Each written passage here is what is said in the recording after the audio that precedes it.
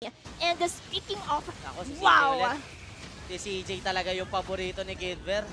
Siya yung tropa, pare. Siya yung ginagawa palabigasan, pero lalaban. Ito koponan ng Faith College's Bravehearts. Si Toto ang may ipit at may iwan. Yung damage naman ay bitin na bitin mula sa Bravehearts. Toto, sila naman ngayon ang aabante. Tatlong kanyang mga kampi na nasa likuran. Ryoshi, mapipilitang magreposisyon. Here comes Kuroro joining the fight. Zywin with Umbrella Flick, cutthroat! Kuroro with a kill! Si Alas din ay sinunod ng mga balahibo. Pero may Mountain Shocker na bawi. Doon si Nari sa may gitna. Sumasayaw pa rin si Ryoshi. Pero bitin na bitin yung damage na binibigay ni Nari. Ay Zawa with a feather airstrike. Sinabayan nga lang yun ni Nari with a Traceless.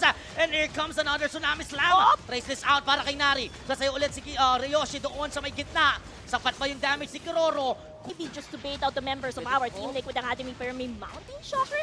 This is spot on kung saan nga ba yung positioning ng ating mga kada Academy. Pipilit ba ang ating Academy dito? Feathered airstrike, tatabunan na nga, pero may pumasok!